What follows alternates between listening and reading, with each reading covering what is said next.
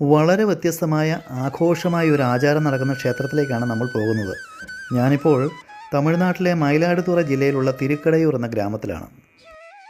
നമസ്കാരം പ്രിയ ഭക്തജനങ്ങളെ, ടെമ്പിൾ വോയേജിൻ്റെ പുതിയ വീഡിയോയിലേക്ക് എല്ലാവർക്കും സ്വാഗതം. അപൂർവം ചിലർക്കെങ്കിലും ഈ ക്ഷേത്രത്തെക്കുറിച്ച് മുൻപ് കേട്ടുപരിചയമുണ്ടായിരിക്കാം.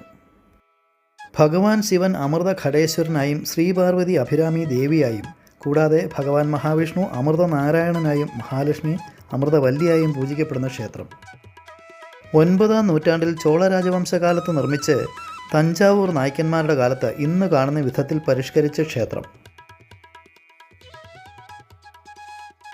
മരണദേവനായ യമനിൽ നിന്നും മാർക്കണ്ഡേയൻ എന്ന യുവാവിനെ രക്ഷിക്കാൻ ഭഗവാൻ ശിവൻ കാലസംഹാര മൂർത്തിയായി അവതരിച്ചു എന്ന് വിശ്വസിക്കപ്പെടുന്ന 8 ക്ഷേത്രങ്ങളിൽ ഒന്ന്.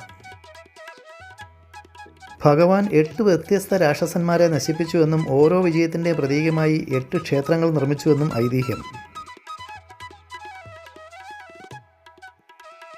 പാലാഴിമദനത്തിൽ ലഭിച്ച അമൃത് കഴിക്കാൻ മഹാവിഷ്ണുവിനും ദേവേന്ദ്രനും മറ്റ് ദേവന്മാർക്കും മഹത്തായ സ്ഥലം ആവശ്യമായിരുന്നു. അമൃതകലം കൊണ്ടുവന്ന ദേവന്മാർ എല്ലാ വലിയ കാര്യത്തിനും മുമ്പ് ആരാധിക്കേണ്ട ഗണേശനെ ആരാധിക്കാൻ മറന്നു. അവിചാരിതമായ ഈ അവഹേളനത്തിൽ വേദനിക്കുകയും അപമാനിക്കപ്പെടുകയും ചെയ്ത ഗണേശൻ അമൃതകലം മോഷ്ടിച്ചൊളിപ്പിച്ചു വെച്ച സ്ഥലമാണ് തിരുക്കടയൂർ. ഭഗവാൻ ഗണേശൻ ഒരു ശിവലിംഗം സൃഷ്ടിച്ച് അതിൽ ഈ അമൃതിൽ കുറച്ച് അഭിഷേകം നടത്തി. അതിനാൽ ഈ ക്ഷേത്രത്തിലെ ശിവലിംഗം അമൃത ഘട ഈശ്വരൻ ആയി അറിയപ്പെടുന്നു. അമൃത ഘടേശ്വർ എന്ന ഭഗവാൻ ശിവൻ്റെ പ്രതിഷ്ഠ പടിഞ്ഞാറ് ദർശനമായി ഇവിടെ ഉണ്ടെങ്കിലും അഭിരാമി ദേവിയുടെ പേരിലാണ് ക്ഷേത്രം അറിയപ്പെടുന്നത്. ഇതാണ് ഈ ക്ഷേത്രത്തിലെ ഏറ്റവും പ്രധാന ചടങ്ങായ 60-ാം കല്യാണം എന്ന ഷഷ്ടിപൂർത്തി കല്യാണം നടക്കുന്ന മണ്ഡപം.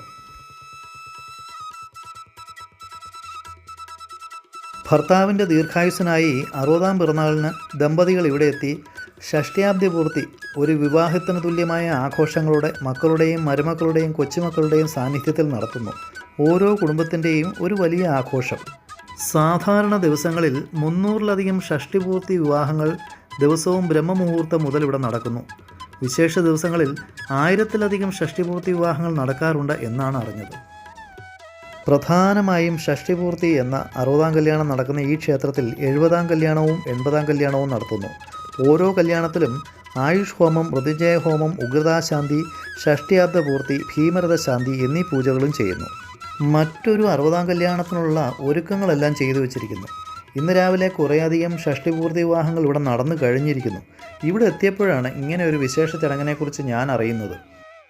1075, 1120 കാലഘട്ടത്തിൽ കോലത്തുങ്ക് ചോളൻ ഒന്നാമൻ്റെ കാലത്ത് നിർമ്മിച്ച ക്ഷേത്രം. 11 ഏക്കർ വിസ്തൃതിയുള്ള ക്ഷേത്ര ചുറ്റുപാട്. പടിഞ്ഞാറോട്ട് ദർശനമുള്ള ഈ ക്ഷേത്രത്തിൽ ഗംഭീരമായ 2 ക്ഷേത്രഗോപുരങ്ങൾ, 11 നിലകളിൽ 151 അടി ഉയരത്തിൽ കിഴക്കേ ഗോപുരം, 7 നിലകളുള്ള പടിഞ്ഞാറേ ഗോപുരം. കിഴക്കോട്ട് ദർശനമുള്ള അഭിരാമി ദേവിയുടെ ശ്രീകോവിൽ ഇവിടുത്തെ ഏറ്റവും പ്രധാനം. ക്ഷേത്രത്തിനെ സംബന്ധിച്ച മറ്റൊരു ഐതിഹ്യം, ക്ഷേത്രത്തിനടുത്ത് മൃഗണ്ഡു എന്ന മുനിയും അദ്ദേഹത്തിൻ്റെ പത്നി മരുത്മതിയും താമസിച്ചിരുന്നു. ശിവഭക്തരായ അവർക്ക് മക്കളില്ലായിരുന്നു. സന്താനലബ്ധിക്കായി വർഷങ്ങളോളം ശിവനെ ആരാധിച്ചു അപേക്ഷിച്ചു. അവരുടെ പ്രാർത്ഥന കേട്ട ഭഗവാൻ ശിവൻ 16 വയസ്സുവരെ മാത്രം ജീവിച്ചിരിക്കുന്ന പ്രതിഭാധനനായ മകൻ, അല്ലെങ്കിൽ ബുദ്ധിശക്തിയില്ലാത്ത ദീർഘായുഷ്മാനായ മകൻ, ഏതെങ്കിലും ഒന്നിനുള്ള വരം അവർക്ക് നൽകി. 16 വയസ്സിൽ മരിക്കാൻ വിധിക്കപ്പെട്ട മാതൃകാപുത്രനായ മാർക്കണ്ഡേയനെ അവർ സ്വീകരിച്ചു. ശിവഭക്തനായി വളർന്ന മാർക്കണ്ഡേയൻ ഭൂഗർഭപാതയിലൂടെ ഗംഗാജലം ക്ഷേത്രത്തിൽ കൊണ്ടുവന്നു എന്നും ഐതിഹ്യം. മരിക്കാൻ വിധിക്കപ്പെട്ട ദിവസം മാർക്കണ്ഡേയൻ ശിവലിംഗത്തിൽ ആലിംഗനം ചെയ്ത് കിടന്നു. യമൻ മാർക്കണ്ഡേയൻ്റെ ആത്മാവിനെ കുരുക്കറിഞ്ഞപ്പോൾ മാർക്കണ്ഡേയനെയും ശിവലിംഗത്തിനെയും ഒരുമിച്ച് ബന്ധിച്ചു. തൻ്റെ സംരക്ഷണയിലുള്ള മാർക്കണ്ഡേയനെ തുടരുതെന്ന് ഭഗവാൻ ശിവൻ മുന്നറിയിപ്പ് നൽകിയത് യമൻ വിസമ്മതിച്ചു. യമൻ്റെ അഹങ്കാരത്തിൽ കോപാകുലനായ ശിവൻ യമനെ ചവിട്ടി കാൽ കീഴിൽ പിടിച്ചു. 16 വയസ്സായി എന്നേക്കും ജീവിക്കാൻ ഭഗവാൻ ശിവൻ മാർക്കണ്ഡേയനെ അനുഗ്രഹിച്ചു എന്നത് ഐതിഹ്യം. ശിവനെ ആരാധിക്കുന്ന ആരെയും യമൻ മരണത്തിലേക്ക് നയിക്കാൻ ശ്രമിക്കരുത് എന്ന് യമനെ ഓർമ്മിപ്പിക്കുന്നതിനായി ഈ ക്ഷേത്രത്തിലെ ശിവരൂപം മുന്നറിയിപ്പായി ചൂണ്ടുവിരൽ ഉയർത്തിപ്പിടിച്ച വിധത്തിൽ പ്രതിഷ്ഠിച്ചിരിക്കുന്നു. ആകസ്മികമായി അറിഞ്ഞ ക്ഷേത്രം. സാധിച്ചാൽ ഈ ക്ഷേത്രം സന്ദർശിക്കണം എന്നൊരു അഭ്യർത്ഥന. വീണ്ടും മറ്റൊരു ക്ഷേത്രത്തിലേക്ക്. Good bye.